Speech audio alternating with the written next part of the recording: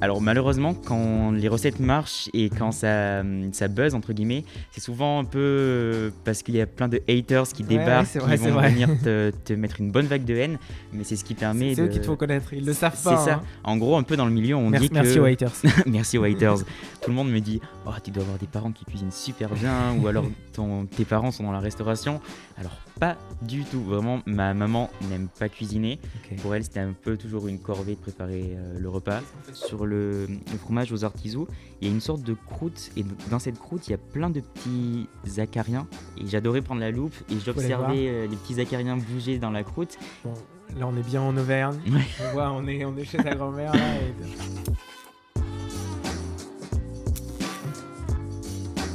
Bonjour Justin, je suis hyper content aujourd'hui de te rencontrer et de pouvoir échanger sur ce podcast avec Pavé Dauphinois. C'est vrai que des fois les créateurs de contenu food, on voit beaucoup leurs recettes, mais des fois un peu moins les backstage, qui vous êtes, qui tu es. Et c'est ça déjà pour moi qui m'intéresse beaucoup aussi aujourd'hui. Donc la première question que j'ai, c'est avant Instagram, c'était qui Justin ? Alors avant Instagram, Justin, c'était un collégien lycéen qui avait une vie De collégien à lycée. de collégien lycéen au fin fond de sa campagne, Ok. perdu en Auvergne. Et ouais, voilà, une Ok. vie vraiment normale et loin des réseaux sociaux, dans un endroit en plus qui capte pas vraiment, quoi. Donc L'Auvergne, c'est beau. Par contre, c'est beau.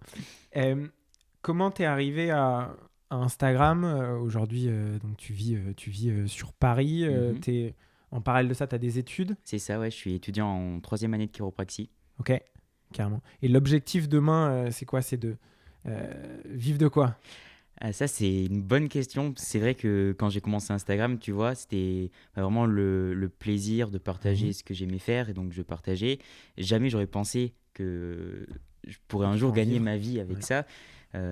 Tu gagnes ta vie aujourd'hui avec ça ? Ouais, je gagne ma vie aujourd'hui avec ça. Et pour moi, c'était vraiment un peu long, très loin, loin. Il y a Ouais. un peu un mythe aussi. Et du coup, bah, aujourd'hui, je gagne ma vie avec ça. Et c'est vrai que parfois, il y a des petites remises en question. Mais en même temps, tu te dis, les réseaux, ça marche très bien actuellement. Mais qui sait demain, est-ce que ça marchera toujours autant ? Est-ce qu'un jour, un autre réseau va prendre le dessus sur Instagram ? Ou est-ce qu'Instagram va s'arrêter du jour au lendemain ? Enfin, c'est un peu flou, on ne sait jamais où ça va. Donc c'est mieux de sécuriser, je trouve, quand même, avec quelque chose derrière. Ouais, Même complètement. si parfois, c'est vrai que c'est un peu une liberté. C'est tentant. Ouais, très. C'est un métier passion où on peut gagner correctement sa vie Ouais. et pouvoir voyager, aller à des événements, Ouais. faire des podcasts ensemble. Faire des Là, podcasts. ça reste un métier, un vrai métier passion. Et donc, c'est sûr que je comprends en tout cas ton... Quel âge t'as aujourd'hui 20 ans. Ok, donc t'es jeune aussi, donc c'est aussi normal de De se se poser poser des questions. T'as commencé tôt. En tout cas, c'est hyper cool. Est-ce que tu te rappelles de comment t'as un peu explosé sur les réseaux ? Cette progression est arrivée assez vite. Tu disais, Ouais. on s'attend pas à ça. Ouais. C'est quoi un peu qui... Comment Alors, comment t'as vu ça ? Alors, c'est vraiment depuis l'été dernier, je dirais. En Ok. gros, avant et depuis toujours, sur mon compte Instagram, je mettais plutôt mes recettes. Donc, on voyait que de la nourriture, des recettes. C'est vrai que moi, je me montrais pas parce que peut-être que j'avais un petit peu peur. Je n'osais pas me montrer aux autres, soit par peur d'être jugé, parce que sur les réseaux, c'est vrai que la critique est très facile. Donc, j'avais peut-être un petit peu peur de ça. Donc, c'est vrai que ma vie, moi et tout, je me montrais pas. Et depuis l'été dernier, je me suis dit, bah, tiens, je vais essayer de me montrer un petit peu plus. Donc, j'ai commencé à moi me montrer plus, à m'ouvrir un petit peu plus à ma communauté. Et je me suis montré aussi sur mes vidéos. Avant, je me montrais pas du tout. On voyait juste mes mains qui faisaient les recettes. Et là, j'ai commencé à me montrer sur les vidéos. Et j'ai l'impression que c'est ce qui a un peu aidé. Les gens sont peut-être un petit peu reconnus en moi. Ou alors, ils ont pu mettre une tête sur qui était derrière ce compte. Aussi, certaines personnes me disaient « Oh, j'ai l'impression que t'es mon fils ou que t'es mon frère, tu vois. » Et du coup, je pense que c'est ce côté un peu où les gens ont pu m'identifier qui a fait que ça a marché. Donc, depuis l'été dernier, où j'ai commencé à plus me montrer et m'ouvrir, qu'il y a eu une belle ascension d'un seul coup. Carrément. Ouais, puis une bonne proximité aussi avec ta communauté qu'on ressent beaucoup. Et ça, c'est vrai que c'est... Justement, c'est je trouve que ça... Enfin, t'ouvrir un petit peu plus, raconter un peu ton histoire et partager un peu plus de toi, ça permet de créer des liens et des liens forts justement les personnes peuvent un peu se reconnaître à ton histoire. S'identifier. C'est ça. Et du coup, ça crée un bon engagement aussi et de beaux liens avec la communauté. Carrément. Tu te rappelles de la première recette qui t'a fait vraiment connaître, où tu as vu le nombre d'abonnés sur les réseaux? Ouais. En plus, alors malheureusement, quand les recettes marchent et quand ça buzz, entre guillemets, c'est souvent un peu parce qu'il y a plein de haters qui débarquent, c'est qui vrai, vont venir te mettre une bonne vague de haine, mais c'est ce qui permet c'est eux qui te font connaître, ils le savent pas. C'est ça. Hein. En gros, un peu dans le milieu, on dit que... Merci aux haters. Merci aux haters. On dit un peu dans le milieu que quand tu commences à avoir des haters, c'est le signe du succès et que ça marche. Donc en gros, tu es content quand tu as des haters, même si ça fait un peu chier, mais bon. On s'y habitue ou pas? Ouais. Aux haters. Au début, ça fait un peu mal, tu vois. Tu dis, ah bah mince, enfin. Pourquoi moi, je partage juste ce que j'aime. Et donc, pourquoi tu viens me critiquer? Et si t'aimes pas, tu passes. Mais après, maintenant, tu vois, ça me fait plus rire qu'autre chose. Et je me dis, bah. Du recul, quoi. Voilà, les personnes critiquent, mais ils savent pas qu'en critiquant, ils vont engendrer encore plus de visibilité à la vidéo et faire qu'elle marche mieux. Et sinon, la première recette qui a buzzé, si je me souviens bien, c'était une mayo saine que j'avais fait express, où pareil, j'avais eu tous les disciples de la mayonnaise traditionnelle qui étaient venus m'incendier. C'est quoi, ça? C'est ça. En gros, c'était des œufs durs que je mixais avec du fromage blanc, de la moutarde et tout. Et tout le monde me disait, mais c'est pas une mayonnaise, sans matière grasse, mais il y a du fromage blanc. Dans le fromage blanc, il y a de la matière grasse. Dans les œufs, il y a de la matière grasse. Qu'est-ce qu'il raconte, lui? Enfin bref, il suffit de pas grand-chose. C'est assez premier degré, des fois, sur les réseaux. Ouais. Ok. Et aujourd'hui, donc, tu as réussi un peu de construire une carapace aussi par rapport à ça. Des fois, c'est plus compliqué, aussi jeune. C'est aussi que je te demandais. Je pense que c'est important de prendre du recul sur tout ça. Se dire que parfois, les gens critiquent facilement par jalousie, critiquent parce que peut-être qu'ils ont que ça à faire et que ça les amuse, malheureusement pour eux, quoi. Et les critiques encore sur les recettes, tu vois, ça va. Mais quand la critique vient toucher la personne et surtout vient toucher le physique ou des trucs comme ça, là j'avoue que c'est un peu plus compliqué et que ça peut vite blesser. Ouais, complètement. Non mais ça, c'est hyper difficile et les gens, à tous les haters qui nous écoutent, ça peut faire mal aux gens. Tout le monde pense que les créateurs de contenu, les influenceurs sont intouchables. C'est ça, intouchables. Alors, ça reste comme vous quand quelqu'un vous critique. En fait, je pense que les gens, ils oublient que derrière l'écran et derrière la publication, il y a un humain avec une âme, quoi. Ouais. Et qui arrivait là parce que tu faisais des recettes qui plaisaient, t'incarnais quelque chose. Et les gens, je pense, oublient un petit peu qu'il y a un peu d'humain derrière ce côté de réseau. Et du coup, ils ont un peu la critique trop facile parfois. Et la méchanceté peut très vite arriver, quoi, sur les réseaux. Et donc, tu as eu une grosse augmentation du nombre d'abonnés. T'es passé Je suis passé vraiment... je crois qu'au début de l'été dernier, je devais être vers 20 000. Et à la fin de l'été, j'étais à 110 000. Impressionnant. Good job, bravo. Je me rappelle d'un moment dans l'été où j'ai envoyé un vocal à une amie et je lui disais...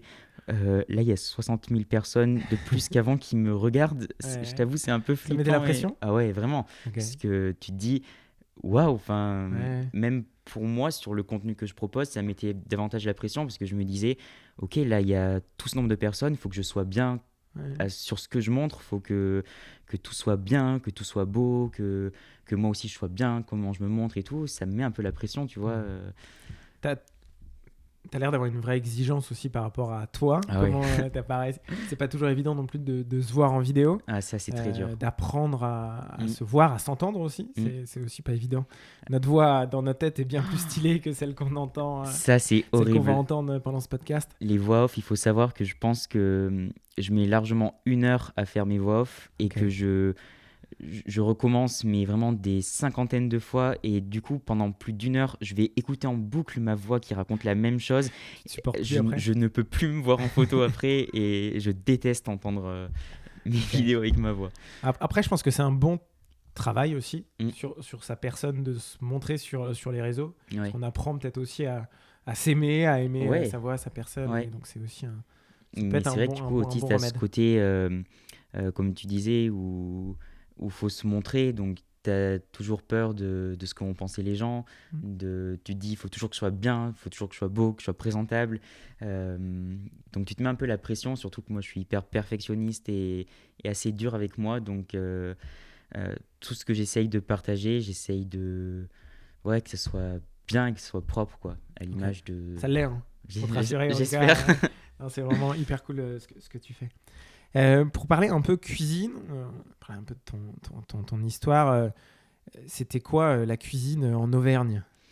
Fou, alors c'est une cuisine qui ne représente absolument pas ce que je partage sur mes réseaux et qui est loin de là parce que en Auvergne c'est beaucoup de viande, beaucoup de charcuterie, beaucoup de fromage, des trucs bien fat, tu vois. Alors que moi c'est beaucoup de légumes, c'est beaucoup de recettes veggie, des trucs sains. T'es végétarien? Je suis flexi, tu vois, je Ok. mange viande ou poisson de temps en temps, mais chez moi en général je cuisine que des légumes, des œufs, donc veggie. D'accord.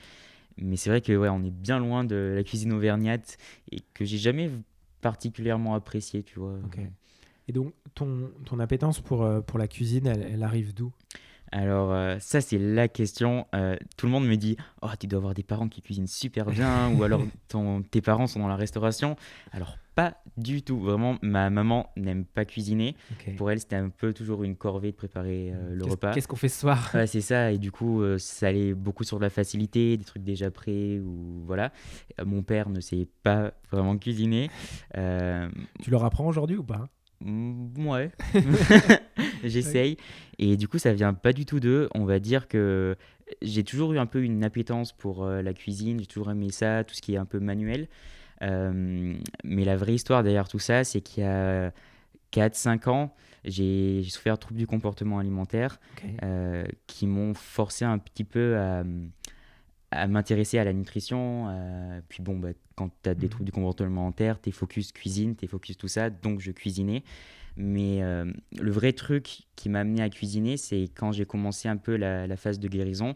Et là, je me suis dit, je vais essayer de combattre le mal par le mal. Donc je me suis dit, allez hop, je vais prendre le taureau par les cornes, je vais cuisiner et je vais essayer d'aller mieux. Et c'est un peu ce qui m'a fait commencer Instagram aussi parce que je me suis dit que pour partager sur Instagram, il fallait que les choses, que tout soit beau, que ce soit bien présenté, que ce soit des choses qui sont complètes.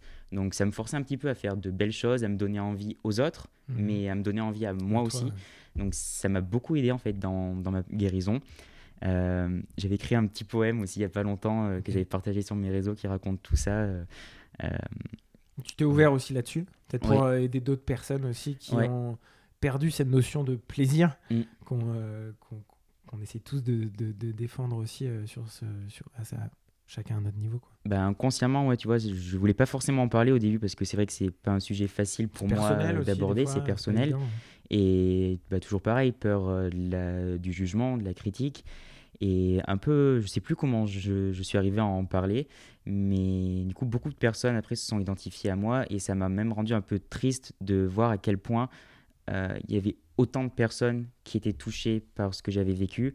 Et du coup, à partir de ce moment, je me suis dit, bah ouais, si je peux essayer de montrer qu'on peut s'en sortir, on peut aller mieux, et qu'il y a tellement de belles choses qui nous attendent après, et qu'on peut se servir de ça pour aller faire quelque chose de beau, bah let's go, quoi. Ouais, il y a une vraie notion de plaisir, en tout cas, à garder et Mm. arrêter de culpabiliser autour Ouais, de bons moments qu'on peut partager, que ce soit pour faire en cuisine, ouais, mais aussi pour le partager pour partager. avec des amis ou en famille.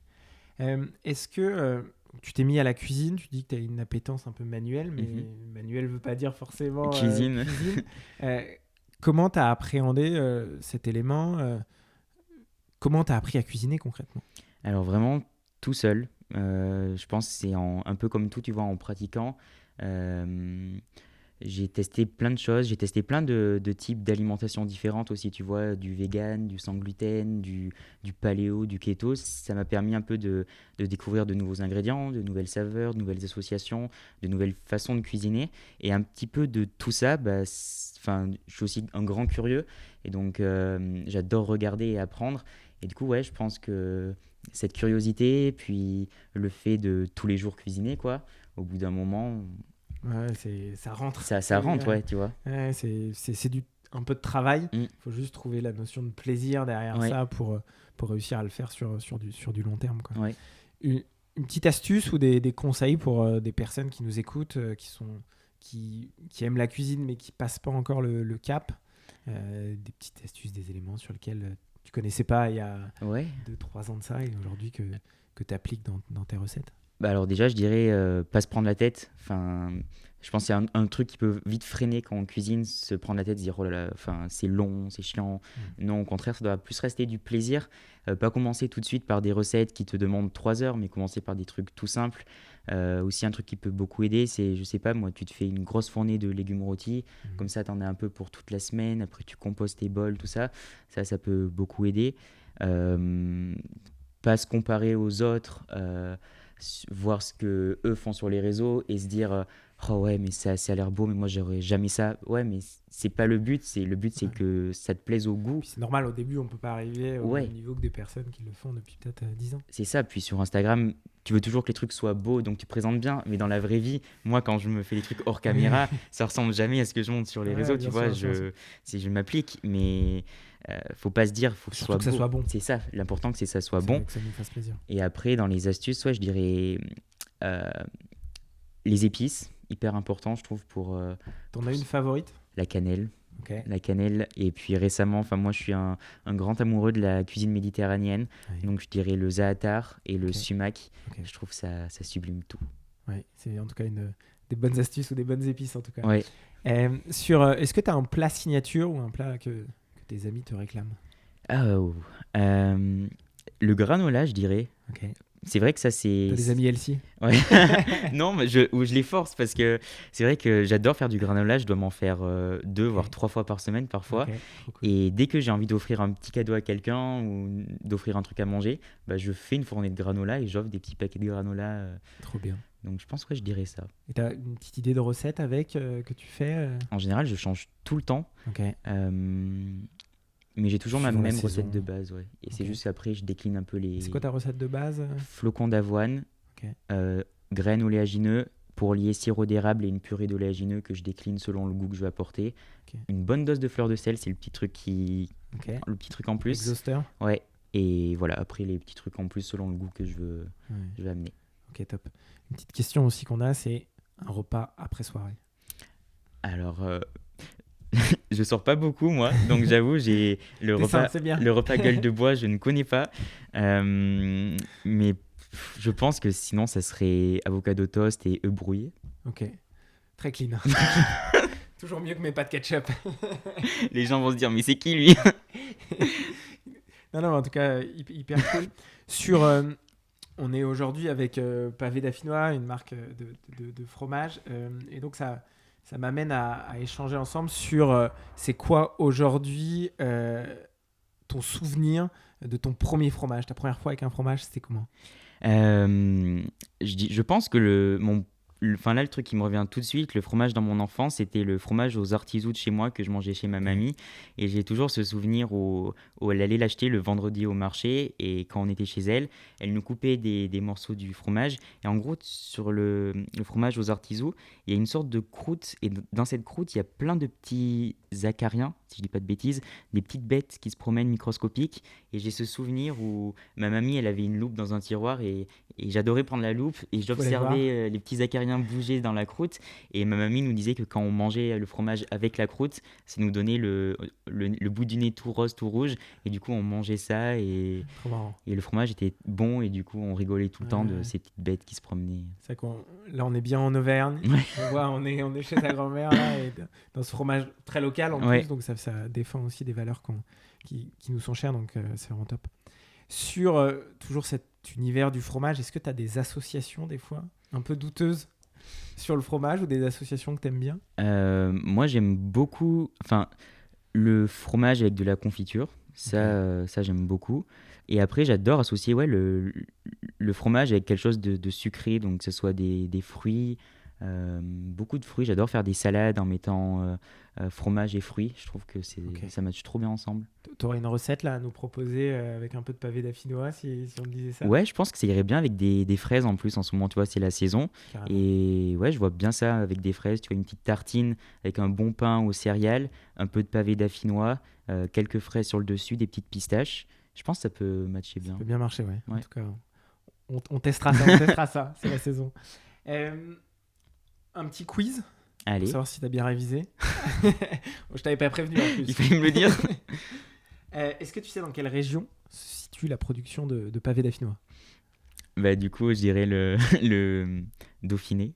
Oui, Rhône-Alpes. Et puis, Ouais. ça se situe à Pélussin. Donc voilà, c'est fabriqué en France, pas loin de Lyon, pour ceux qui ne situent pas exactement. Et donc, ouais, c'est vraiment une entreprise familiale et qui est créée depuis combien de temps?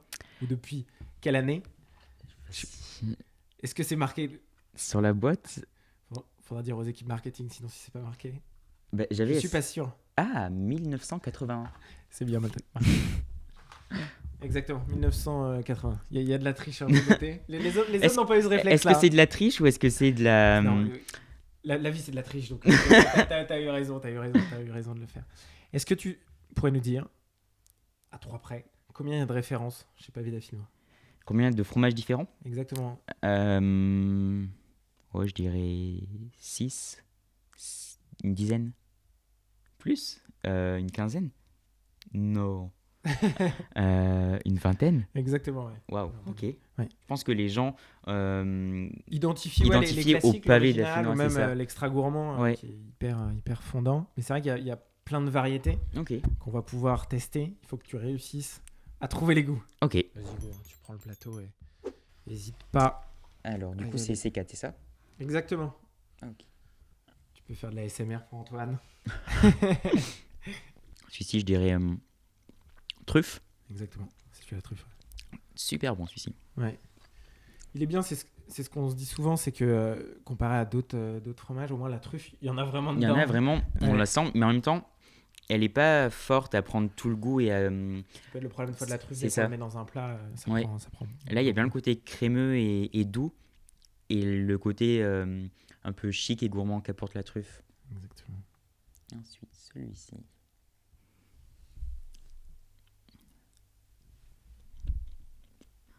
Celui-ci, il pique un petit peu.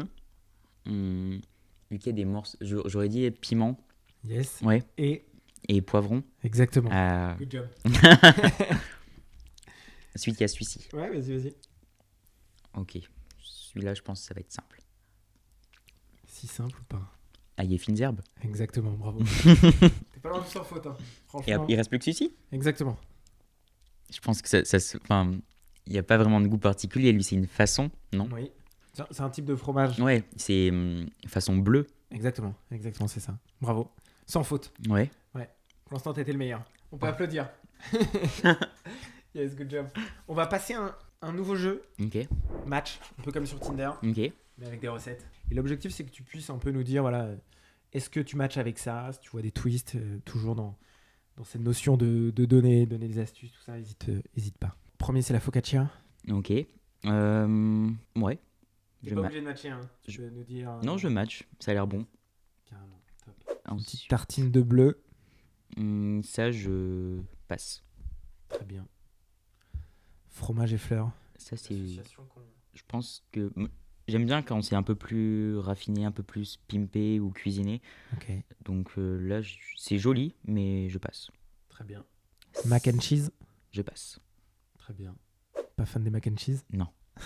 Trop, c'est lourd. Hein. Ouais. Ok, très bien. Ça, Fromage et poire. Ah, ça, j'adore. Ok. L'association fruits Et poire. et... Ça irait très bien avec le façon bleu. Là, je sais pas lequel Oui. ils ont utilisé, mais Oui, ça matche bien. Ouais. Et puis même tenter des associations avec un peu de pesto ou autre. Ouais. Ça permet de rajouter aussi donc ça, je match. Ça, je match. fromage et figues. Ouais, ça, je match Super fort. intéressant. Ouais. Quand c'est la saison des figues sur Insta, Ah, on en mais peut là, plus, on s'est mais dit ça que maintenant, dure c'était les asperges. tellement peu, là, c'est Ouais, dans les exactement. figues qu'il faut en profiter. Pavé caramélisé. Façon crème brûlée, Exactement. original, mais je pense pas Vu mon- ta tête. Ouais, je passe. Le grill and cheese.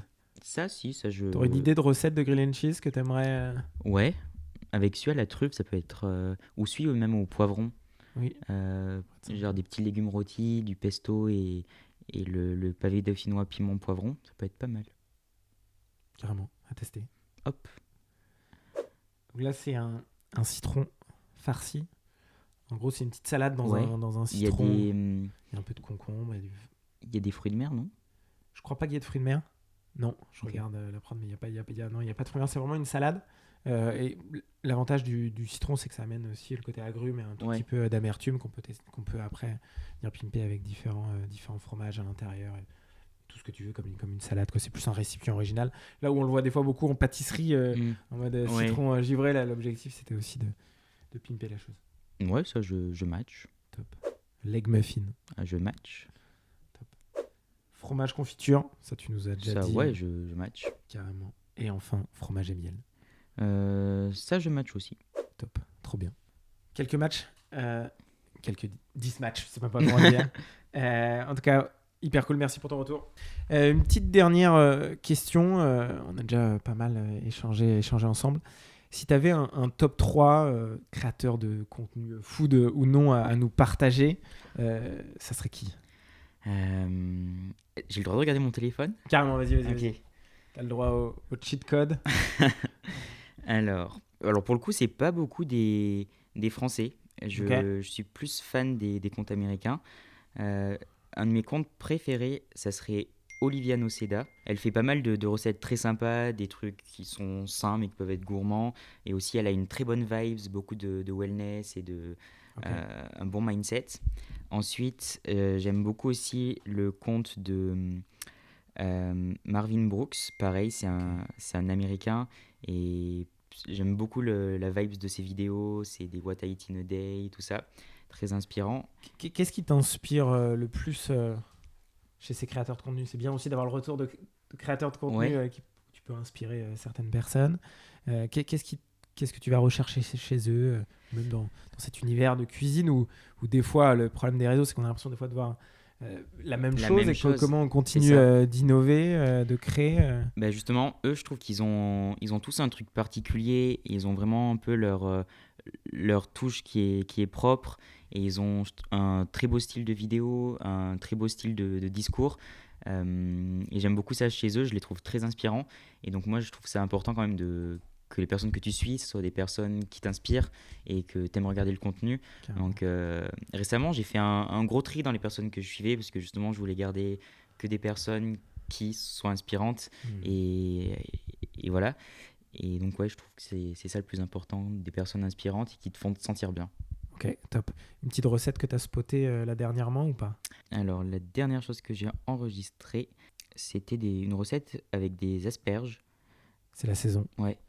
Carrément, hyper bon. Ouais. On va le tester avec du pavé d'affinois. Pourquoi pas ? C'est une recette avec du fromage dedans. Ok, top. Merci beaucoup en tout cas, Justin. C'était hyper cool d'échanger avec toi. Merci à vous. À bientôt. À bientôt. Ciao. Bye.